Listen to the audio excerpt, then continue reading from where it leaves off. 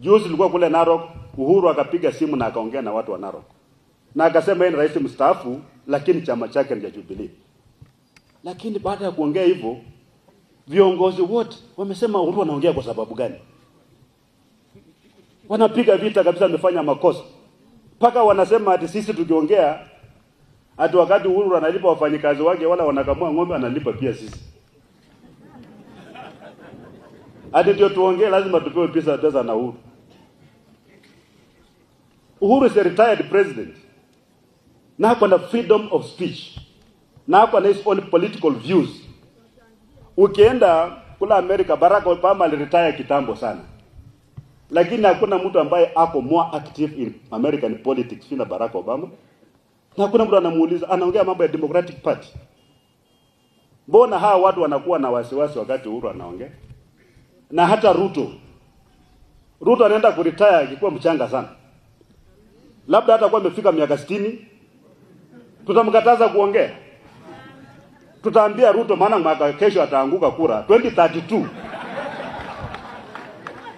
2032 akitaka awamu yake ya pili. Ataongea siasa ama ataongea siasa? Katiba inakumbukala akuwe na 2 terms ndio. Hii yake hii ya uninterrupted itakuwa interrupted kidogo. Haiwezi jaa, kuna formula kujaza hiyo. Lakini 2032 kama anapigana na anatembea, mimi nitakubali aongee, atafute kura kabisa. Hatutamwambia wewe umestaafu usiongee. Hiyo ni primitivity. Na watu kama kina Wetangula hawa ambao wamekaa kwa KANU miaka yote hawajui freedom of speech ni nini. Wakati watu wanapigania uhuru, huyu Wetangula huyu alikuwa wakili wa Moi. Ndio alikuwa anaambia watu kwamba ni makosa kuongea.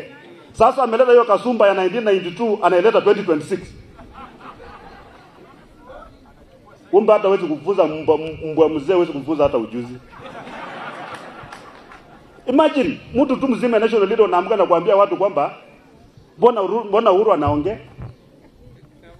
Na hiyo mdomo ako nayo in public, anaenda nayo nyumbani. Sasa tukimkataza kuongea, how do you enforce it?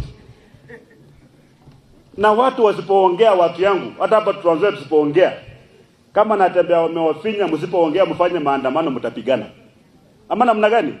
Maana wakati mnawacha kuongea ndio mahali ya kuanza kupanga vita. Wacha watu waongee, wacha Uhuru aongee. Is a retired president, ako na haki ya kupromote chama chake, ako na haki kuwa na his own candidate. Watu wasikuwe na wasiwasi. Na mimi nataka wenzangu ambao tuko kwenye ulingo wa siasa ni kwamba hii viti ambayo tuna hold is not permanent and pensionable. Unawekwa kwa contract ya miaka 5. Ikifika wakati huo wananchi wakisema wenda tu pole, wacha kupiga mateke na kupiga kelele. Just go, labda watakuangalia baadaye kupatia nafasi. Ama namna gani? Ili tukubaliane tu hivyo, tuache mambo ya kuzozana. Tunakaa kama nje ambayo iko very very primitive. When we talk like that, atumeambia mtu wewe umeretire kupata pension lazima unyamaze.